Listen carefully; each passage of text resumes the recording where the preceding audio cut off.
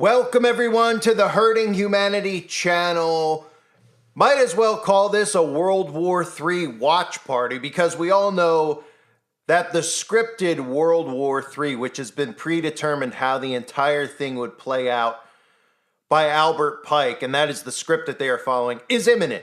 It's becoming more and more clear that they are following Albert Pike's blueprint to a T. And I have to cover Netanyahu's speaking at the United Nations. I've obviously covered the United Nations and everything going on there this week. And if you didn't hear, Netanyahu spoke at the United Nations and there was a staged walkout. A staged walkout where as soon as he got on stage, half of the people in the crowd who were representing other countries got up in unison and walked out. And they're calling it a staged walkout. Well, how fitting since the entire thing is staged. And right after that happened, right after Netanyahu's speech, he went back to his hotel room, went back underground, and the leader of Hezbollah was then suddenly announced dead. Because of course, he's probably there just making sure that he's got all the bullet points, the correct things to be told, the correct things to say, to put the show on in front of the public. And then the next thing you know, 10 minutes later, the leader of Hezbollah is supposedly dead. He'll be sent off, obviously, underground somewhere where he'll live out his days. And now we have World War III becoming closer and closer to a reality. I'm going to play for you the clip from Netanyahu, but there's also something else that everybody out there needs to hear. Because Netanyahu, while he's talking about the swamp of anti-you-know-what bile, he also mentions and lumps together this anti-Israel rhetoric with, quote, flat earth society, which is very, very interesting, especially since he's speaking at the United Nations, who happens to use a flat earth map in their logo. Listen to this speech from Netanyahu. The Assembly will hear an address by His Excellency Benjamin Netanyahu, Prime Minister of the State of Israel. I request protocol to escort His Excellency and invite him to address the Assembly.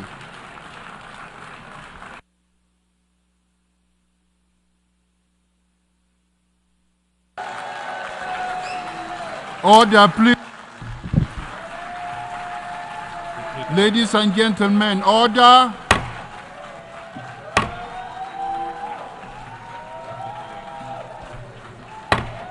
Order, please.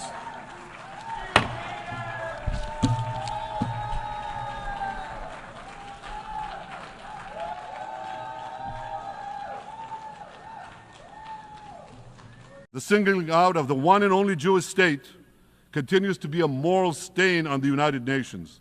It has made this once respected institution contemptible in the eyes of decent people everywhere. But for the Palestinians, this UN House of Darkness is home court. They know that in this swamp of anti-Semitic bile, there's an automatic majority willing to demonize the Jewish state on anything. In this anti-Israel flat earth society, any false charge, any outlandish allegation can muster a majority. In the last decade, there have been more resolutions passed against Israel in this hall at the UN General Assembly than against the entire world combined. Actually, more than twice as many. Since 2014, this body condemned Israel 174 times. It condemned all the other countries in the world 73 times. That's more than 100 extra condemnations for the Jewish state. What hypocrisy, what a double standard, what a joke. So the UN's hostility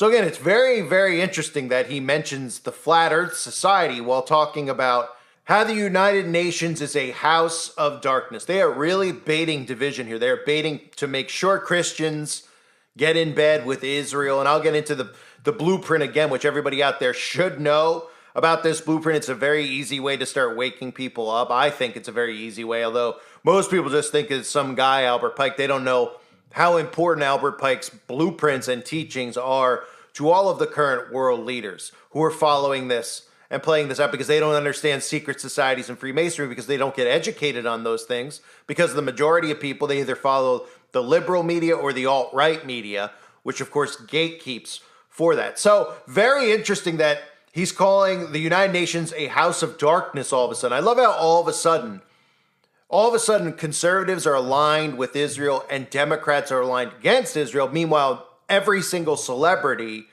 is quote unquote of the synagogue of Satan, so to speak, and they're all Democrats. They don't come out and join the Republican. I mean, the whole thing is just an entire cluster of confusion. That's what this entire thing is. And they're just splitting everybody down into more and more fragments. Now you see the United Nations fragmenting as well, where the people there are all supposed to be in unison, right? All the globalists, but they're playing their role. They're pretending that, well, now we have the UN divided. Now half the United Nations is siding with Palestine and half the United Nations is, or Iran, half the United Nations is siding with Israel. And this is done by design. That right there was an absolute show. The other thing that Netanyahu did is he held up these signs, the curse and the blessing. And of course, these are little seeds that they continue to plant, where Netanyahu keeps talking about God's people, Israel, the blessing. So when people see that, they think of Genesis chapter 12, right? Now the Lord had said unto Abram, get thee out of thy country and from thy kindred and from thy father's house unto a land that I will shew thee. And I will make of thee a great nation, and I will bless thee and make thy name great. And thou shalt be a blessing. And I will bless them that bless thee, and curse him that curseth thee, and in thee shall all families of the earth be blessed. So look at those words there, blessing and curse, right? Christians are seeing this, and subliminally they're being programmed into siding with Israel. God says whoever blesses Israel will be blessed, right? And God says that this is God's nation. This is God's great nation. I didn't know God created this great nation in 1948. Did you?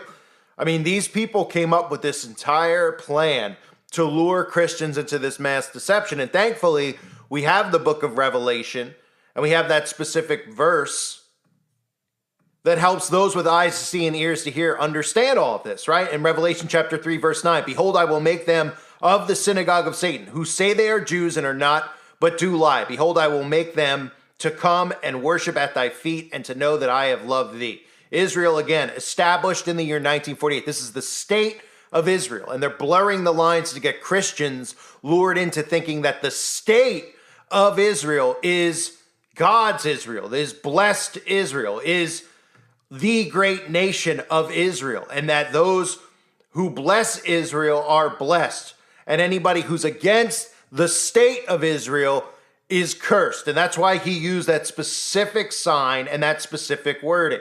Christians are getting lured into a trap. And remember, part of the script for World War III, Muslims and Zionist Jews will destroy each other, but guess what? Christianity will also be destroyed with it. This is the script. If you haven't heard it before, if you have, it's always good to just listen to it again. The Third World War must be fomented by taking advantage of the differences caused by the agentur of the Illuminati between the political Zionists and the leaders of the Islamic world. The war must be conducted in such a way that Islam and political Zionism mutually destroy each other. So Islam, the Arabic world, and the state of Israel. Remember that. Meanwhile, the other nations, once more divided on this issue, will be constrained to fight to the point of complete physical, moral, spiritual, and economical exhaustion, which is why you see these countries, these nations at the United Nations standing up and walking out because they're choosing sides, right? And then they expect their nations to choose sides along with it. And this is how you start to get countries to fight to the complete physical, moral, spiritual, and economical exhaustion. They stage protests in every country, getting people involved in it, getting people emotionally invested in it. It's part of the exhaustion that they're speaking of.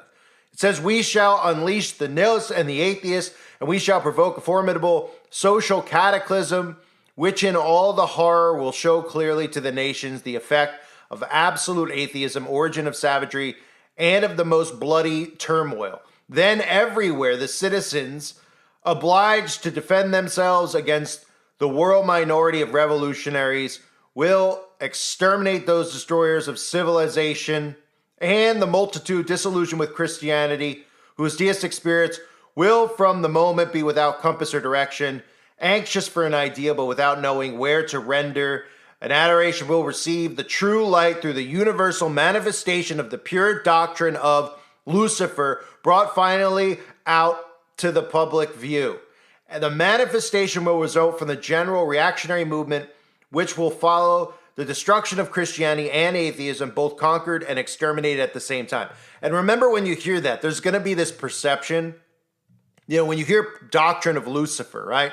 Everybody thinks of, oh my gosh, they're going to, it's going to be, everybody's going to be wearing black, druid cloaks, and there's going to be, this is a deception that they're using. The doctrine of Lucifer is going to come in light. It's going to come as peace, right? It's going to come in the messaging of no more wars, peace, right? The Bible mentions this as well. In 1 Thessalonians chapter 5, verse 3, for when they shall say peace and safety, then sudden destruction cometh upon them, a travail upon a woman with child, and they shall not escape. So if you're paying attention to what's going on, you can see how nations are, every one of those countries obviously beforehand said, hey, when he speaks, we're going to step out. But every one of those countries was told who to side with. Every one of these countries is following a blueprint. They're saying, look, you're going to side with Israel and you're going to side with Islam. And when, Netanyahu speaks, anybody who sided with Islam will get up and walk out as he continues to talk. And then he says stuff on stage about how everybody's anti this, how this place is a swamp. That's another term that we constantly hear, right? Swamp. That's a link between Netanyahu and Trump directly. Remember, Trump's whole narrative in all this stuff is that he's going to be the one that prevents World War III, right? Just like he was going to drain the swamp, which is the connection between Netanyahu and Trump, not to mention the fact that Trump is 100 trillion% pro-Israel and deceiving Christians into getting into bed with the synagogue of Satan. You never hear anybody talk about the state of Israel. Who is the state of Israel? When was Israel established? Who established it? Oh, the Rothschilds, the Balfour Declaration. These, again, are all things that people need to know about. Instead, all they hear is the word Israel. That's all they hear. And they automatically go, yep, I'm defending it. Yep, the Bible. Yep, I've heard Israel mentioned in the Bible before, so we're in bed. Yeah. And then, of course, every 150c3 church tells their audience, because that's the only reason they're tax exempt. Remember, the 501c3s have to be in bed with Israel to become tax exempt, period. Not a negotiation. That's a fact, and that's why every single church preaches the same exact thing. You never, ever, ever hear them mention Revelation chapter 3, verse 9. Ever. You'll never hear a 501c3 church talk about the synagogue of Satan. You'll never hear, behold, I will make them of the synagogue of Satan who say they are Jews and are not, but do lie. Behold, I will make them to come and worship at thy feet and to know that I have loved thee. So what you're seeing at the United Nations, this is all obviously scripted. Keep in mind the stuff with the Hezbollah leader, because these are little things that, we all saw the stories, and I covered it obviously about the pagers exploding, right? Hezbollah's pagers and their walkie-talkies and, cell phone stores conveniently blowing up, but they won't tell you anything about cell phones being dangerous because they can't have you thinking about getting away from a cell phone. But nonetheless, the Hezbollah leader is supposedly dead. This is all right after that speech that I played for you earlier. This is all right after the staged walkout, right? This is the headline now, is about him being gone. And of course, he's not gone either. He's involved in it as well. Because remember, here's a thing you don't ever hear about. Hamas of today was literally created and supported by Israel and the United States of America. It's no different than ISIS. It's a branch of the United States. It's a branch of Israel. It's a branch of the Mossad and the CIA, who are one in the same. They created Hamas for this purpose. That's what's happening. This is all scripted and playing out the way that they want them to play it out in public. And of course, it's playing out the way that they expect it to play out in your mind, because they want you to side. They want to make sure Christians fully side with Israel to move forward with this psychological plan that they have in place for Christians. and what they're going to do with Christians moving forward. That involves Netanyahu, it involves Donald Trump, it involves Kamala Harris, it involves the Democrats as well, and you're going to continue to see nations divided. So those are the things that are happening in the world. You know, we're having, literally, this is a World War III watch party, because we're getting closer and closer to them announcing it as World War III, because they're going to announce it as World War III, because that's what the sheeple need in order to, you know, get even more invested. They need to, on national TV, somebody's got to say, we are in World War III, and then the news needs to say it over and over that we're in World War III, and then every one of these people will just believe that we're in World War III, right? That's how this whole thing works. So this will likely occur after the fake elections in a few months, maybe before it, but I would think it would come after that. Trump will be presented, of course, as a hero, as a knight in shining armor for Israel.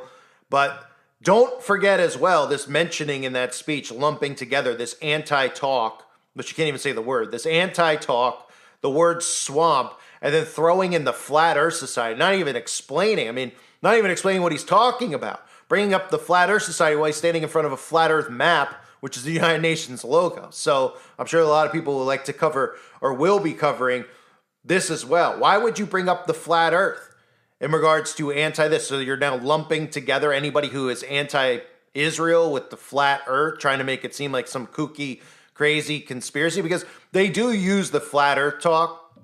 Whatever your stance is on it, that's one of those truths that's very difficult for people to get involved, to think about, right? They do use the flat Earth thing where people are just like, wait, what? We live on a flat Earth? I mean, they've been so programmed to seeing the globe and all the planets, right? They use that to kind of make it sound like the craziest thing. Like there's the flat Earth and the reptilian stuff. They like to use those specific things to make people go, oh, well, that's in the different universe of crazy conspiracy, right? So interesting that he's trying to lump flat Earth with anti-Israel rhetoric. Very, very interesting, right? As if it's some crazy, kooky conspiracy to believe that the synagogue of Satan is a real thing, and that if you're not in bed with them, well, then I guess you're not a real Christian, right? Watch that narrative as well as we move forward. I thank everybody for being here. I hope you're all doing well. God bless all of you as always and your families.